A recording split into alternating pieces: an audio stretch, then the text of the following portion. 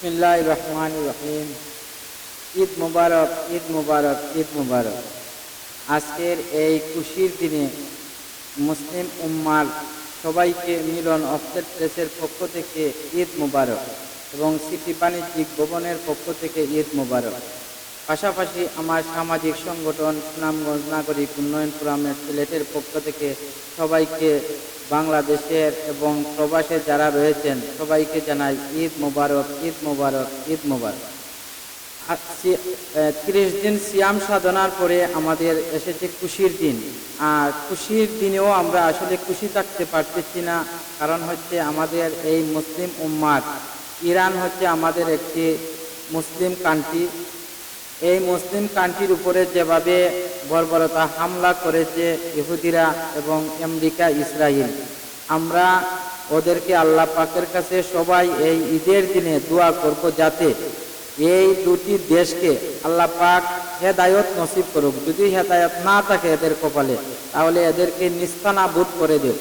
আমরা এটা চাই, মনে প্রাণে আমাদের এটা চাই যে এদের যদি হেদায়ত থাকে তাহলে আল্লাহ পাক ওদেরকে হেদায়ত দিন, আর না হয় এদেরকে নিস্তানাবুদ করে দিন। কারণ হচ্ছে আমার জানা মতে আমার আব্বা প্রায় 25-26 বছর ইরানের মাটিতে বসবাস করেছেন।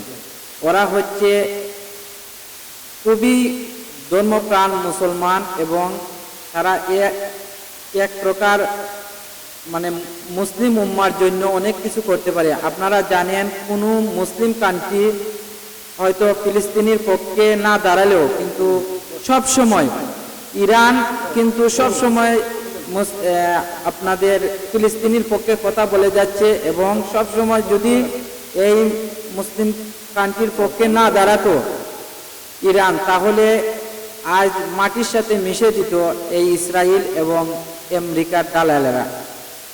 আমি চাই যে ইসরায়েল নিপাত যাক এবং এই দালাল আমেরিকা এদের নিস্তানাবুদ হয়ে যাক। ইনশাআল্লাহ ফিলিস্তিনের বিজয় একদিন হবে, কারণ আল্লাহ পাক কুরআন শরীফের মধ্যে ঘোষণা করেছেন এবং হুজুর পাক সাল্লাল্লাহু আলাইহি সাল্লাম বলেছেন যে এই ফিলিস্তিনি থেকেই মুসলমানদের বিজয় হবে। তার আমরা কিছু নিশানা পাচ্ছি যে ইনশাআল্লাহ অবশ্যই কারো না কারো মাধ্যমে ইনশাআল্লাহ ইরান এবং ফিলিস্তিনের এবং মুসলমানদের বিজয় ইনশাআল্লাহ হবেই হবে।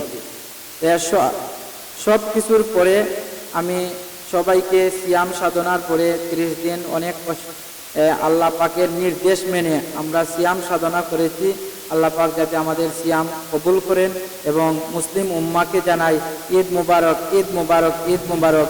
এবং আমার পক্ষ থেকে ঈদ মুবারক আমার স্যার LMC কম্পিউটার প্রিন্টার্সের পক্ষ থেকেও আমি ঈদ মুবারক জানাচ্ছি। উনি হচ্ছেন আমাদের এই সিলেট সিটি বাণিজ্যিক ভবন ব্যবসায়ী সমিতির অর্থ সম্পাদক, একজন সাদা মনের মানুষ আমার পাশে বসা আছেন। ওনাকেও আমার পক্ষ থেকে ঈদ মুবারক। ওনার ফ্যামিলিকে ঈদের দাওয়াত দিলাম এবং যারা ঈদ উদযাপন ইনশাআল্লাহ করবেন সবাইকে আমার বাসায় ঈদের দাওয়াত দিলাম। সবাইকে ধন্যবাদ জানিয়ে বিদায় নিচ্ছি। আল্লাহ হাফিজ, ঈদ মুবারক।